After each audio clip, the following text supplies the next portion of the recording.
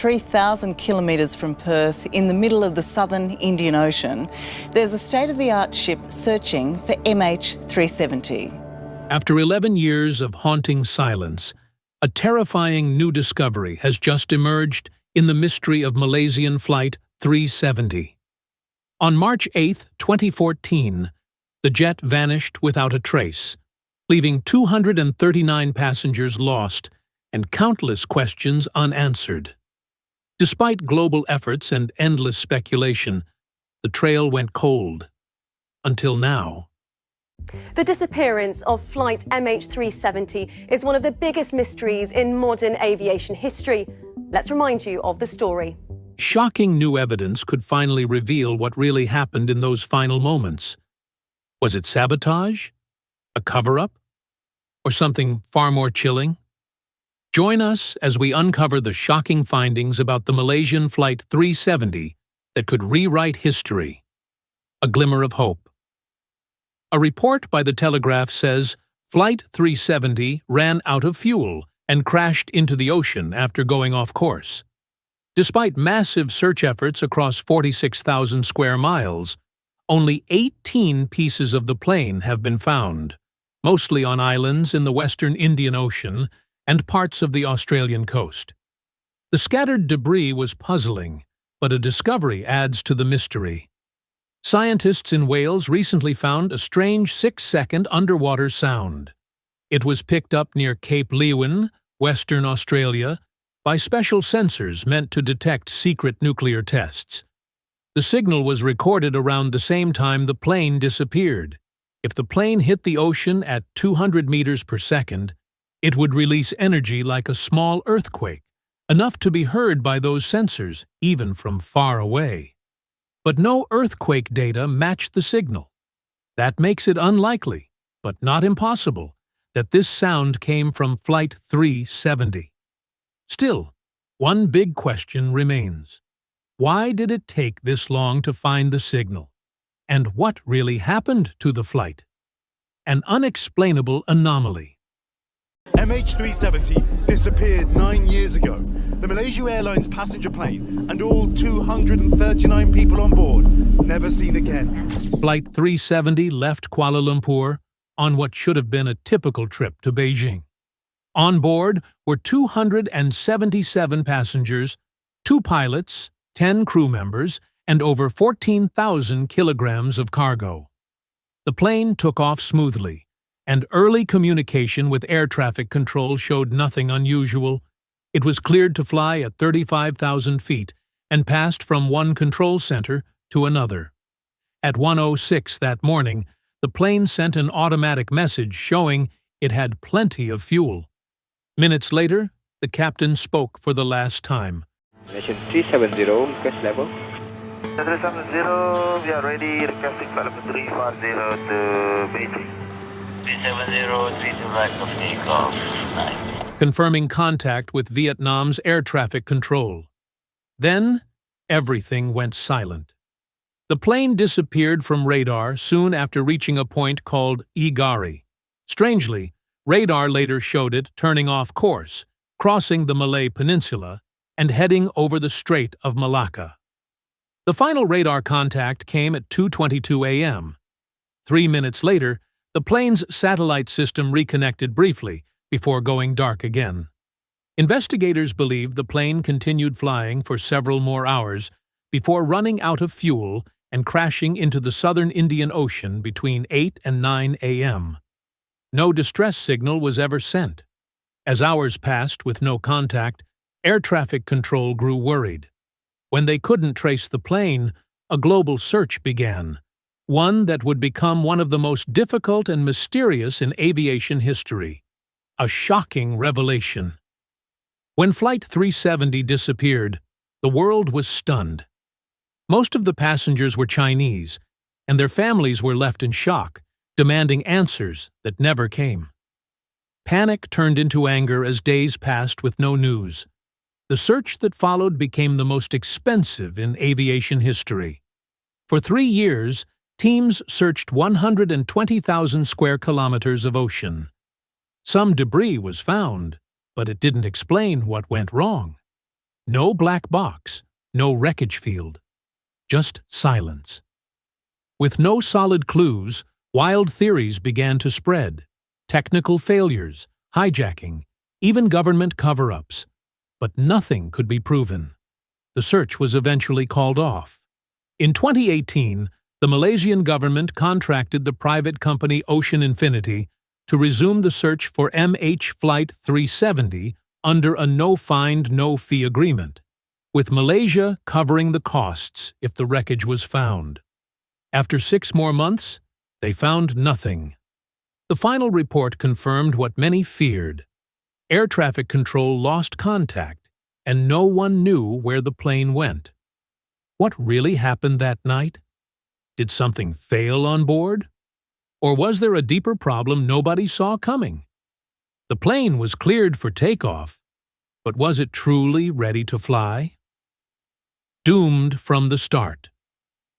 Some people say the plane vanished because it ran out of fuel. Others think something was wrong with the aircraft itself. But here's the twist. Flight 370 wasn't an old or worn-out jet. It was a Boeing 7772H6ER, delivered to Malaysia Airlines in 2002. It had logged over 53,000 flight hours and made more than 7,500 flights. The only issue on record was a minor scrape to a wingtip back in 2012 while taxiing in Shanghai. Hardly a red flag. The last maintenance check was conducted just 2 weeks before the flight, and everything was cleared.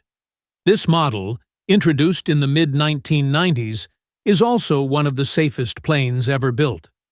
Since it began flying, only a handful of serious accidents had happened, including the downing of another Malaysia Airlines flight in Ukraine in 2014. In short, Flight 370 was a modern, trusted machine. And there's more. Before takeoff, the plane was given more fuel than it needed. The flight plan required about 37,200 kilograms, but 49,100 kilograms were loaded, enough to fly for over 7 hours and still reach backup airports if something went wrong. It also had extra oxygen on board, so fuel shortage? Unlikely. That fact pushed investigators to rethink everything. If the plane was healthy, had more than enough fuel, and followed all safety checks, then what happened up there? Was there something the airline knew but didn't say? Or did something go wrong that no one could have predicted? Flight 370 had everything it needed for a safe journey. Yet it vanished, without a trace. Why? The Malaysian Airlines press release. On the morning of March 8, 2014, Malaysia Airlines made the shocking announcement. Flight 370 had vanished. A search mission was launched immediately. What no one knew at the time was that the plane was still flying, far off course, over the Indian Ocean. At first, search teams looked in the wrong place, the South China Sea. Later, officials admitted they had lost contact with the plane much earlier than they first said, at 1:21 a.m., not 2:40 a.m. There were no distress calls, no weather problems, no warnings. It simply disappeared. 2 weeks later, Malaysia's Prime Minister, Najib Razak, delivered grim news.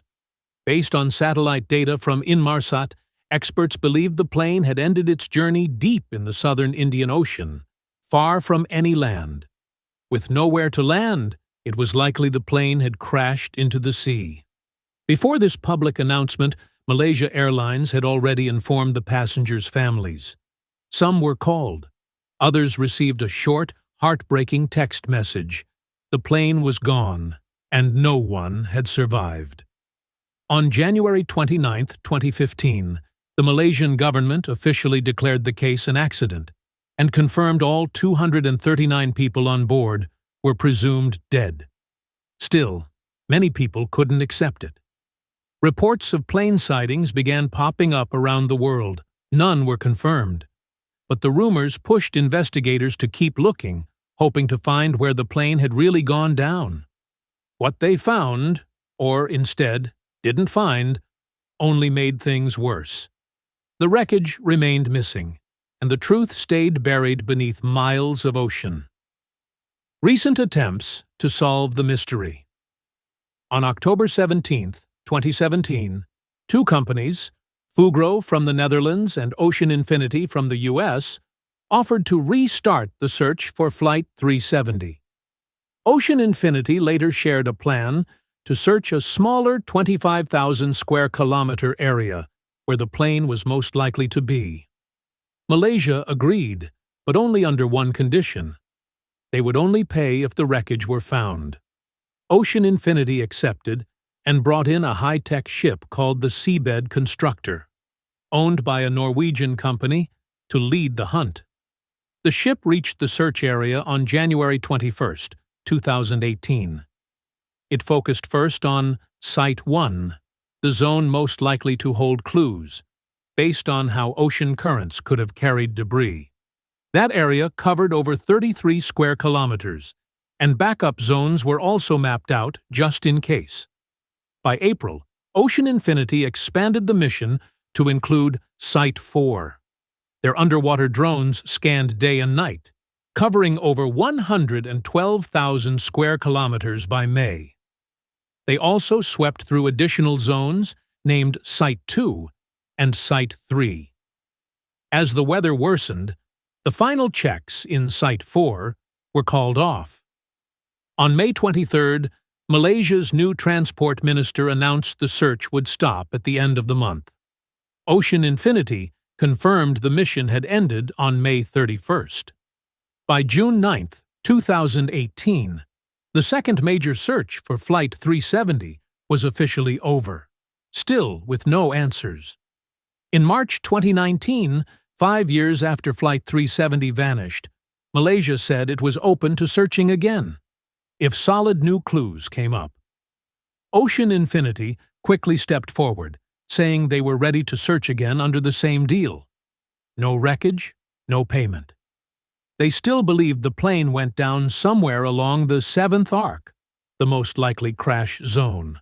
But instead of launching right away, Ocean Infinity said they would return in 2023 or 2024, if Malaysia agreed to the plan. By 2023, Ocean Infinity was double-checking the data from their last search to make sure nothing was missed. Their CEO, Oliver Plunkett, announced plans to restart the mission in mid-2023 using a new ship called Armada. Malaysia's transport minister, Wee Ka Siong, asked for fresh, solid proof before agreeing. Plunkett claimed he had it. His claim sparked new hope, and families of the missing began urging the government to act. As the 10th anniversary of the disappearance approached, Malaysia announced it would speak with Australia about teaming up with Ocean Infinity for another search. Recovered fragment of Flight 370. The first confirmed part of Flight 370 was a broken wing piece called a flaperon. It was covered in barnacles and washed up in July 2015 on a beach in Réunion, a small island about 4,000 kilometers away from the central search zone. The flaperon was sent to France for testing. Experts in Toulouse, along with Malaysian investigators, looked it over carefully. 2 months later, French officials confirmed it came from the missing plane by matching serial numbers. French police kept searching after the flaperon was found. In August 2015, they used planes and also walked along the shores of Réunion to look for more wreckage. At the same time, Malaysia asked nearby countries to keep an eye out for any signs of the missing plane. By mid-August, the air and sea searches around Réunion were stopped. Nothing new was found in the water, although some small items turned up on land. 2 years later, just when most had given up hope, around 20 pieces of suspected plane debris were discovered on beaches across the western Indian Ocean. Experts confirmed that 18 of them, other international investigations. Malaysia assembled a team of investigators from 5 countries: Malaysia, China, the United States, the United Kingdom, and France. An independent expert led the group, adhering to global aviation regulations. The team was split into 3 parts. One examined the plane's condition and potential repairs, another focused on the flight systems and weather, and the third investigated the pilot's mental health and survival chances. By early April 2014, one handled families of the passengers, another worked with the investigation team, and the third helped manage ships and planes used in the search. Meanwhile, the National Police, with the assistance of Interpol, led the investigation into the criminal aspect of the case. On March 17, 2014, Australia took the lead in searching for the missing plane. For over a month, Australia's Maritime Agency and Aviation Board worked closely with other experts to figure out where the plane may have gone. A command center was created to manage the effort, and another group studied satellite data to narrow the search zone. It included teams from Boeing, UK accident experts, and Australia's Defence Agency. But as time passed and no wreckage was found, most countries dropped out of the hunt. By the end of 2018, only France was still actively investigating, looking into technical details, and still hoping to find answers. Years later, in 2024, scientists from Cardiff University suggested a new idea: using underwater sound waves from crashes to help find the plane. This gave some hope that the search might resume. 2 earlier reports had been released in 2015 and 2016. They listed key facts, but didn't provide clear answers. The final report from Australia in October 2017 pushed for better tracking systems, so planes wouldn't go missing like this again. Malaysia's concluded report on the mystery plane. Malaysia's final report, which was released on July 30, 2018, confirmed that the plane was manually diverted off course and that there was a 20-minute delay in alerting authorities of the unexpected situation. This report led to the resignation of Malaysia's Civil Aviation Authority Chairman, Ajaruddin Abdul Rahman, recording handshakes and log-on messages. In 2016, it was revealed that Captain Zahari had simulated a flight path similar to the plane's route before its disappearance. This simulation, kept confidential for a time, suggested a deliberate act of mass harm. The FBI and ATSB confirmed this simulation, though it was deemed not necessarily sinister by Malaysian officials. It was also noted that the SATCOM link worked normally until it suddenly lost power. To explain this scenario, the final report suggested that the communication systems were manually turned off or disrupted. Malaysian Prime Minister Najib Razak indicated this was likely an attempt to hide the plane's location intentionally. The thought of foul play sparked an internal investigation, and officials checked the backgrounds of all passengers, including 2 who had boarded with stolen passports. However, they were later identified as Iranian asylum seekers and not terrorists. Since there was no progress in identifying who might have been behind the tragic incident, officials proceeded to confirm the objects on the plane and attempt to find any link to the disaster. It was revealed that Flight 370 carried 10,806 kilograms of cargo, including mangosteens and lithium-ion batteries. Although the batteries were packed according to regulations, their potential for causing fires raised concerns. Malaysian investigators proceeded to examine the cargo handlers and importers for possible sabotage. The ATSB analysis also suggested that the plane may have continued on autopilot without communication or significant deviations due to an unresponsive crew or hypoxia. The plane likely crashed after fuel exhaustion, and the analysis of the flaperon supported this theory. What do you believe truly caused the heartbreaking disappearance of Flight 370? Could there be more behind this mystery than we realize? Let us know your thoughts in the comments below. Don't forget to like, share, and subscribe for more gripping stories. And be sure to click on the next video now playing on your screen. You won't want to miss it.